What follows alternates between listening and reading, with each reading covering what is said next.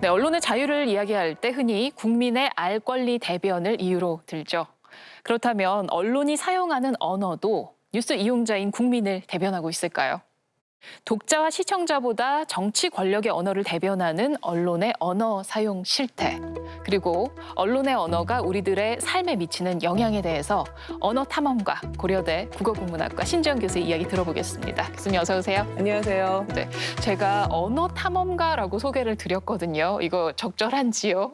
너무 마음에 드는 소개라고 그래요? 생각합니다. 네, 제가 그렇게 불리는 걸 정말 좋아하거든요. 왜냐하면 언어 탐험가 그러면 뭔가 재밌고 신나는 일을 하는 것처럼 맞아요. 느껴지잖아요. 네. 네, 언어 탐험가라고 소개해 주셔서 감사합니다. 알겠습니다. 자, 그리고 오늘 주제가요. 언론에 드러나는 권력의 언어입니다. 이게 네. 어떻게 들으면 좀 생소한 내용이거든요. 네, 좀 어렵지 않을까 네. 걱정되시죠? 언어는 보통 사회적 약속이라고 하잖아요. 그런데 그 약속 누가 만드는 걸까요? 그리고 그 약속에 누구의 관점이 담겨 있는 걸까요?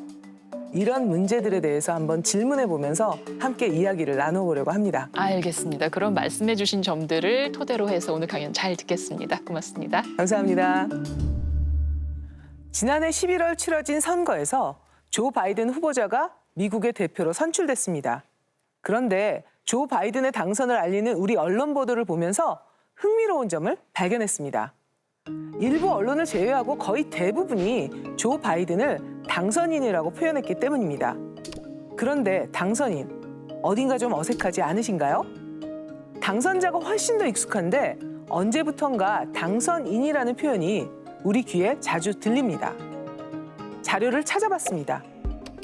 1990년 1월 1일부터 2020년 12월 31일까지 11개 종합 일간지와 5개 방송사의 뉴스 기사를 대상으로 당선자와 당선인의 사용 빈도를 비교해봤습니다. 볼까요?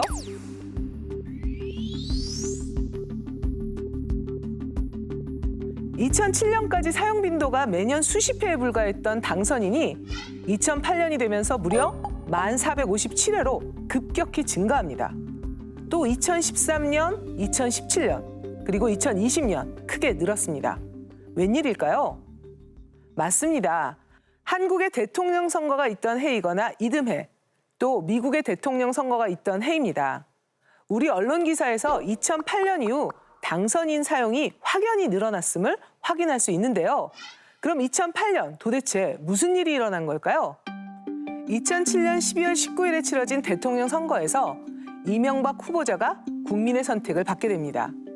곧바로 꾸려진 대통령직 인수위원회는 당선자를 당선인으로 바꿔줄 것을 언론에 요청합니다. 당선자에 놈자자가 들어가 있다는 것이 불편하다는 이유였습니다. 그런데 당선자라는 표현은 대통령에 당선된 사람을 지칭하는 말로 헌법에 명시되어 있습니다. 하지만 인수위원회는 공직선거법 등에 당선인이라는 표현이 있음을 이유로 당선인으로 불러달라고 요청합니다. 헌법을 준수하겠다는 선서를 앞둔 사람이 헌법에 명시된 당선자라는 표현을 쓰지 않겠다니 놀랍습니다. 그런데 더 놀라운 것은 언론의 대응입니다. 국회의원 선거나 지방선거만 있던 해를 볼까요? 당선인 대신 당선자 사용이 압도적으로 많습니다. 선거 결과를 보도하며 언론은 대통령에 대해서는 당선자라는 표현을 일제히 거두고 당선인이라는 표현으로 거의 통일하는 놀라운 순발력을 발휘했습니다. 하지만 국회의원 선거나 지방선거 결과를 전할 때는 사뭇 다른 모습을 보였습니다. 대통령은 당선인이고 국회의원과 자치단체장들은 당선자로 쓴 건데요. 당선의 가치와 무게가 서로 다르다고 봐서일까요? 그렇다면 이 또한 권력에 대한 언론의 태도를 보여주는 것이겠죠. 사실 선거에 당선된 사람을 일컫는 당선자라는 표현에는 전혀 문제가 없습니다. 자의 색임이 비록 놈자이기는 하지만 자에는 결코 비하의 의미가 들어가 있지 않습니다.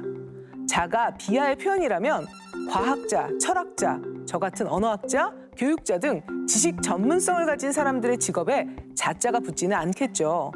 또 노동자, 참석자, 승리자, 낙관론자, 운명론자 등에 쓰인 자를 보면 비하의 의미는 전혀 없습니다.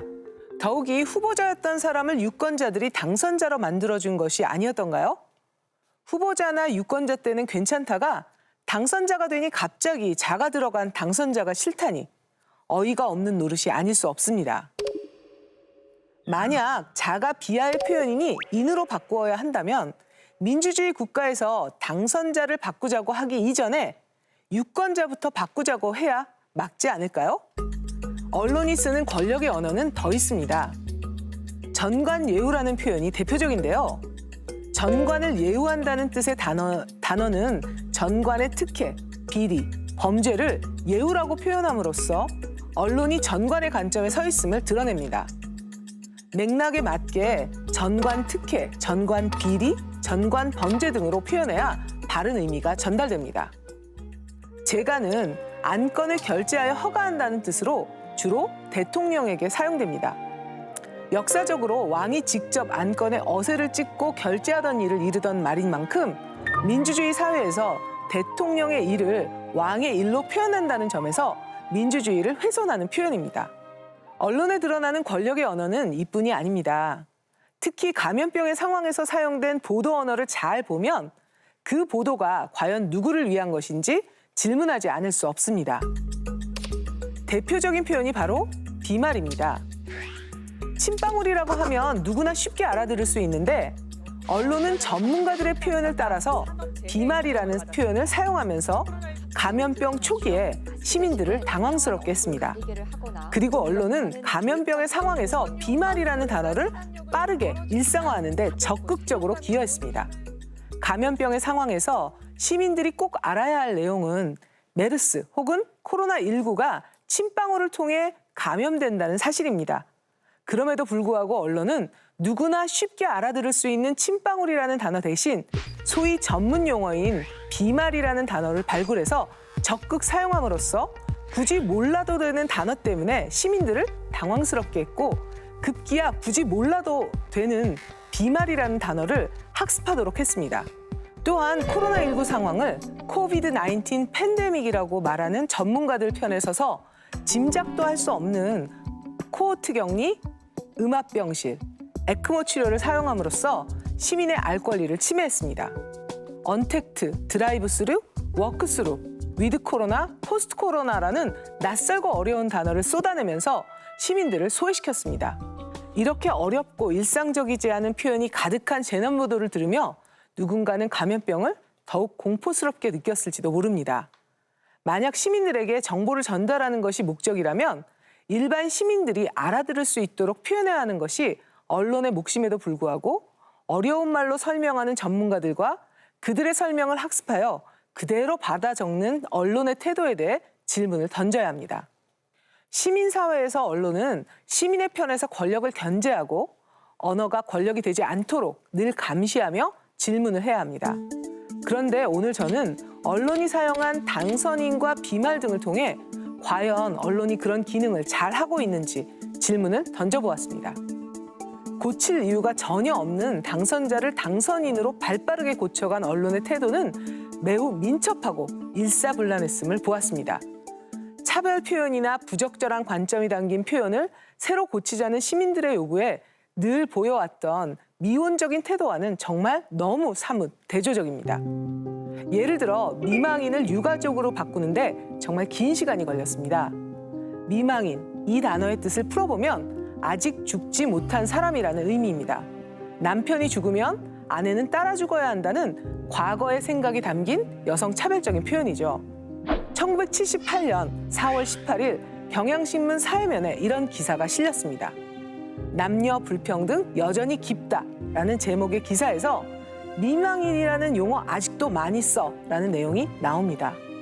이 단어가 언론에서 거의 사라진 것은 매우 최근입니다. 2019년 이후니까요. 오랜 시간이 걸린 겁니다. 누구의 요구인가에 따라서 완전히 다른 수용 태도를 보이는 언론에 그 취사 선택의 기준이 무엇인지 질문을 던지지 않을 수가 없습니다. 특히 감염병과 같은 재난 상황에서 언어가 권력이 되어서는 절대 안 됩니다. 언어 권력을 가진 사람은 대처하고 언어 권력을 갖지 못한 사람은 대처하지 못하는 상황이 벌어진다면 그것은 우리가 지향하는 민주주의 사회가 아니기 때문입니다. 언론은 이제 당선인과 비말이 던진 질문에 귀를 기울이며 언어가 권력을 위해 존재하고 있지는 않은지 혹은 언어가 권력이 되고 있는 것은 아닌지 뒤돌아 살펴야 합니다.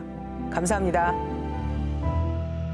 네, 언론이 사용하는 언어의 권력성, 그동안은 생각해보지 못한 참신한 시각이었는데요. 저도 뉴스를 보면서 왜 이렇게 뭔가 항상 딱딱하지? 어렵지? 말은 말인데 왜 와닿지가 않지? 이런 생각을 했는데 오늘 교수님 말씀을 듣고 나니까 왜 그랬는지 좀 이해가 됩니다. 자, 그럼요. 앞으로 언론이 언어 사용에 있어서 조금 더 친절해지기 위해서는 어떤 점들을 유의해야 할지 당부해 주신다면요. 우리가 언론이라고 하면 말씀 언에 논할 논자를 쓰잖아요. 그러니까 말과 글을 다루는 직업이다. 언론인들은 그렇게 이야기할 수 있습니다. 자신이 쓰는 언어에 대해서 아주 깊은 감수성을 가지고 어떤 표현을 써야 할지, 이런 표현을 쓰면 될지 안 될지 이런 것들을 고심하는 태도, 이런 것들을 가져보았으면 좋겠습니다. 알겠습니다. 잘 새겨두도록 하겠습니다. 감사합니다. 감사합니다. 네, 미디어의 생태계가 정화되는 그날까지 질문하는 기자들 큐의 질문은 계속됩니다. 저희는 다음 주 일요일 밤 10시 35분에 다시 찾아뵙겠습니다. 고맙습니다. Hold me close till I get up. Time is barely on our side. I don't wanna waste what's left.